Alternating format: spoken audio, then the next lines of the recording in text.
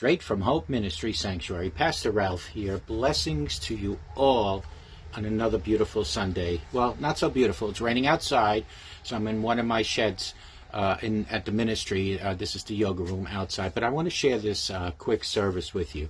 Here are 8 keys to forgiveness, and today is part 1. Tomorrow is the conclusion. Sometimes the hurt is so very deep, such as when a spouse or a parent betrays our trust, or when we are victims of crime, or when we've been harshly bullied. Anyone who has suffered a grievous hurt knows that when our inner world is badly damaged, it's difficult to concentrate on anything other than our turmoil or our pain. When we hold on to hurt, we are emotionally and cognitively hobbled, and our relationships, they do suffer because of that. See, forgiveness is strong medicine for this. When life hits us hard, there is nothing as effective as forgiveness for healing deep, deep wounds. Help everyone feel like they belong this month with forgiveness this month here at the Hope Ministries. Many people have misconceptions about what forgiveness really means, and they may believe it truly. Others may want to forgive, but wonder whether or not it really can happen. See, forgiveness does not necessarily come easy, but it is possible for many of us to achieve if we have the right tools and are willing to put effort into our abilities to forgive. Let's talk about number 1. Know what forgiveness is and why it really matters.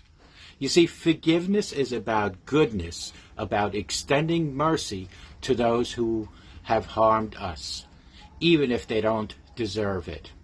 It is not about finding excuses for the offending personnel or the offending people. Nor is it is there a quick formula that you can follow to get that forgiveness. See, forgiveness is a process with many steps that often proceeds in a non-linear fashion. Friends, forgiveness comes from God, but it's well worth the effort to do it. Working on forgiveness can help us increase our self-esteem and give us a sense of inner strength and safety.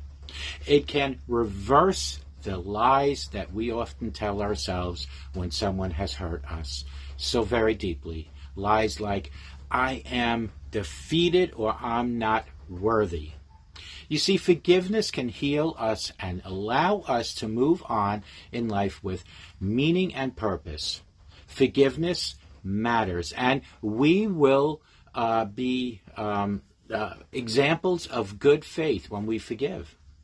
Studies have shown that forgiving others produces strong psychological benefits for the one who forgives. It has been shown to decrease depression, anxiety, unhealthy anger, and the symptoms of PSD. But we don't just forgive to help ourselves. Forgiveness can lead to psychological healing as well. Yes, psychological healing. Its essence is that it works great for the mind. It is something that you extend toward another person from your heart, but works on your mind because you recognize over the time that it is the best response to the situation that you are in right now. Let's look at another one. Become forgivingly fit. To practice forgiveness, it helps if you have worked on positivity, changing your inner world by learning to be what I call forgivingly fit. Just as you would start slowly with a new physical exercise routine, it helps if you build up your forgiving heart, muscle slowly, incorporating regular workouts into your everyday life. Mental workouts, heart workouts, spiritual workouts. You can start becoming more fit by making a commitment to do no harm. In other words, making a conscious effort not to talk disappointingly about those who have hurt you. Instead, bring it to God's feet. You don't have to say good things, but if you refrain from talking negatively, it will feed the more forgiving side of your mind and in your heart. You see, forgiveness can also make a practice of recognizing that every person is unique, special, and irreplaceable.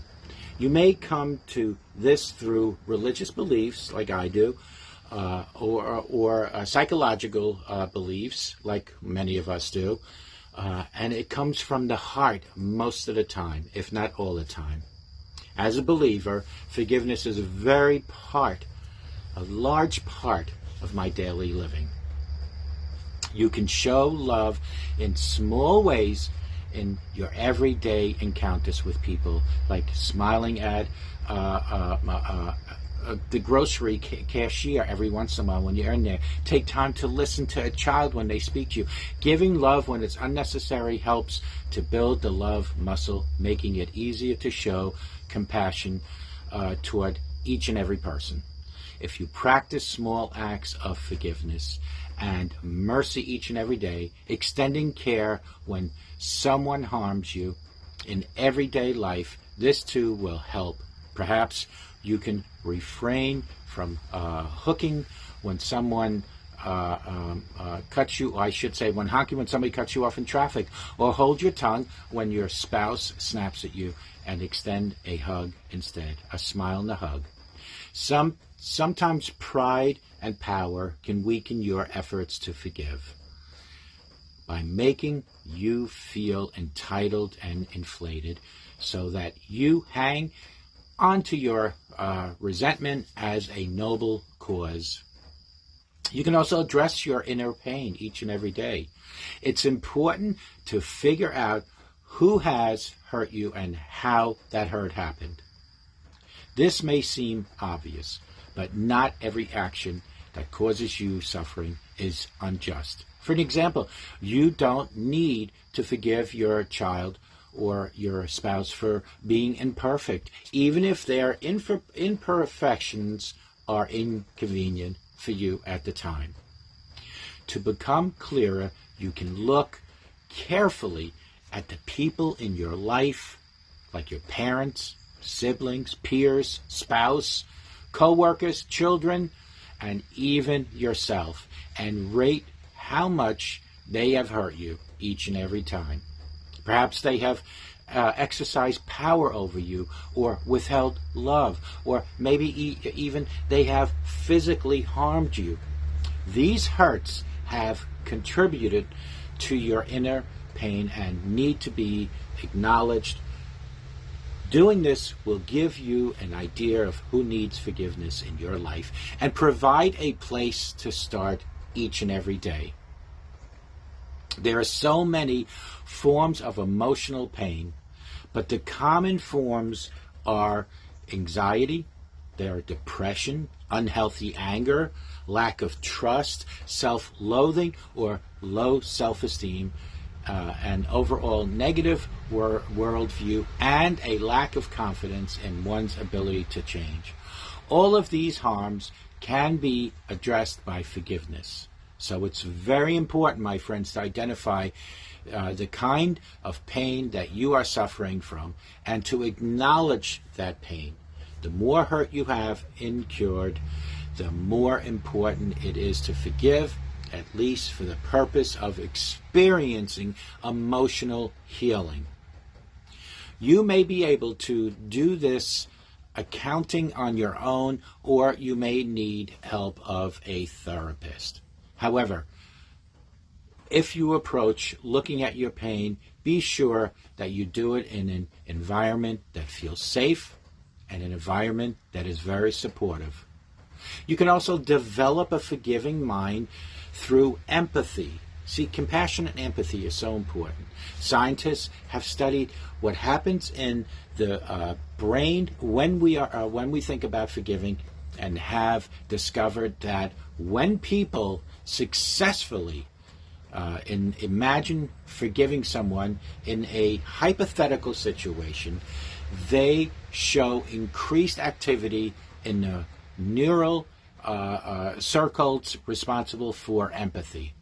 This tells us that empathy is connected to forgiveness and is a very important step in the process of forgiveness.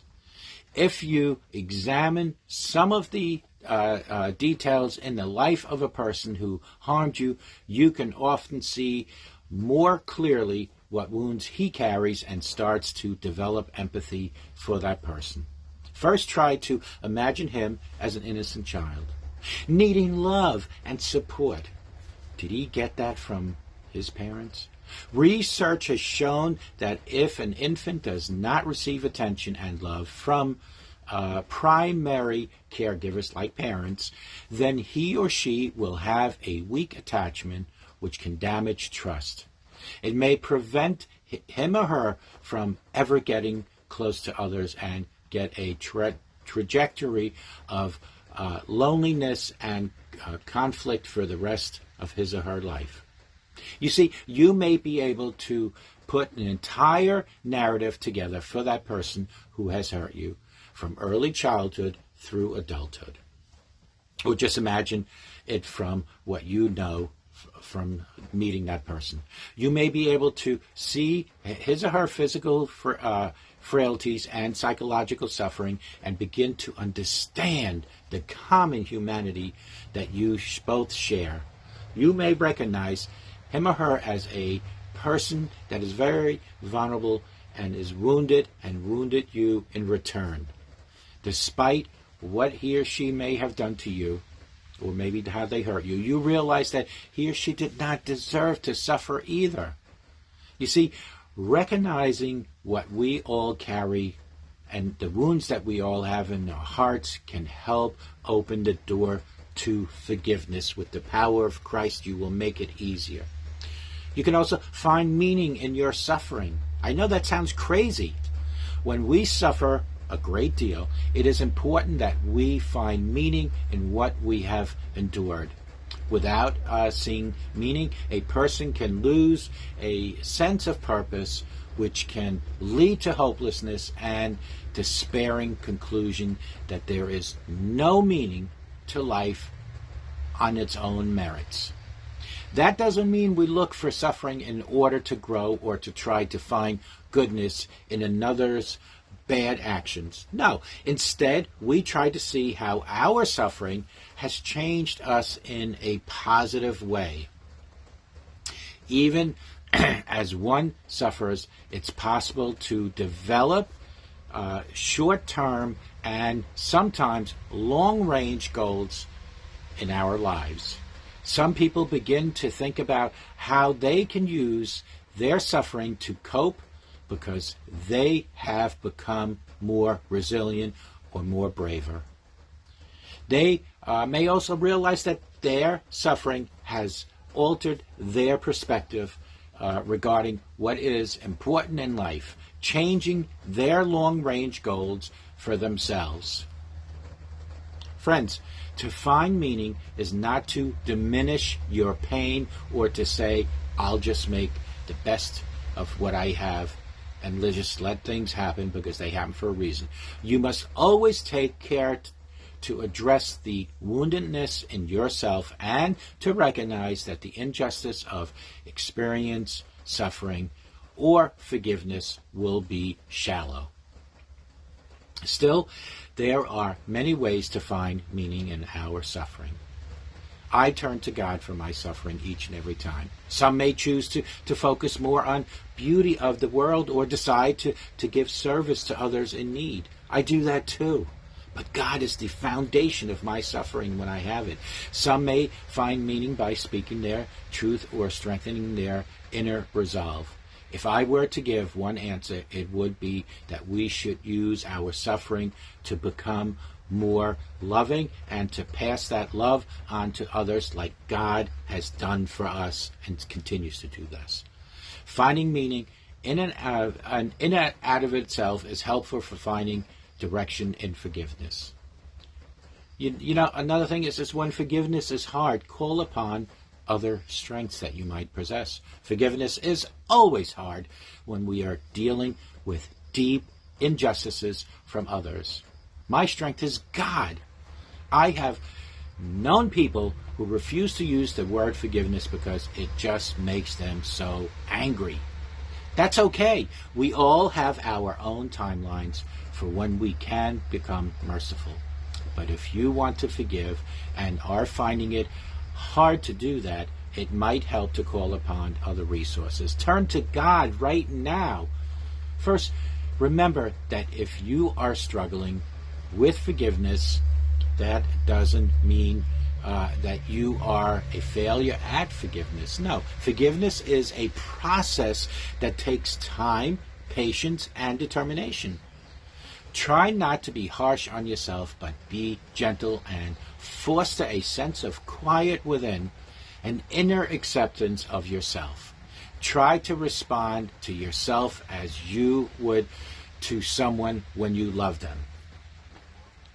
Friends, surround yourself with good and wise people who support you and who have the patience to allow you time to heal in your own way. Also, practice humility, not in the sense of putting yourself down, but in realizing that we are all capable of imperfection and we are all capable of suffering. Try to develop a courage and patient scaling yourself to help you on your journey. Also, if you practice bearing small slight against you without lashing out, you give a gift to everyone, not only to other person, but to everyone whom that person may harm in the future because of your anger. You can help end the cycle of inflicting pain on others by doing that. Well, that's a terrible here today. If you are still finding it hard to forgive, you can choose to practice with someone who's easy or easier to forgive. Maybe someone who hurt you in a small way rather than deeply. Alternatively, it can be better to focus on forgiving the person who is at the root of your pain, maybe a parent who was abusive or a spouse who has betrayed you. If this initial hurt impacts other parts of your life and other relationships, it may be necessary to start there. You see, forgive yourself is so important. It's a step. Most of us tend to be harder on ourselves than we are on other people, and we struggle to love ourselves. If you're not feeling lovable because of actions you've taken, you may need to work on self-forgiveness and offer yourself what you offer to others who have hurt you. A sense of inherent worth, despite your actions. You see, in self-forgiveness, you honor yourself as a person, even if you are imperfect. If you're broken your personal standards in a serious way, there is a danger of sliding into a self-loathing situation. When this happens, you may not take good care of yourself. You might react or oversleep or start smoking or engage in other forms of self-punishment, drinking and drugs. You need to recognize this and move toward self-compassion. Soften your heart toward yourself. Go to God for guidance and direction. After you have been able to self-forgive, you will also need to engage in seeking forgiveness from others whom you've harmed and right the wrongs at best. It's important to be prepared for the possibility that the other person may not be ready to forgive you, and to practice patience and humility. But a sincere apology, free of conditions and expectations, will go a long way toward your receiving forgiveness in the end when you need it most. And let's discuss the lesson. Develop a forgiving heart. Friends, when we overcome suffering in life, we gain a more mature understanding of what it means to be humble, to be courageous and loving in the world. We may be moved to create an atmosphere of forgiveness in our homes and workplaces, to help others who've been harmed overcome their suffering, or to protect our communities from a cycle of hatred and violence. We need to all start forgiving. All of these choices can lighten the heart and bring joy to one's life. But it starts with you and I forgiving each other. Some people may believe that love for another who's harmed you is not possible. But I've found that many people who forgive eventually find a way to open their hearts. If you shed bitterness right now and put love in its place, then repeat this with many, many other people. You become free to love more widely, more deeply. This kind of transformation can create a legacy of love that will live on long after we are all gone. Please tune into tomorrow where I discuss what forgiveness is not. It'll be on tomorrow morning's devotion, about a minute and a half long. In the meantime, thank you for tuning into Hope Ministry Sanctuary, and may God always bless you, and may you all go through life with Jesus Christ in your life. Hope Ministry Sanctuary is here to tell you God loves you. May God bless you and God loves you.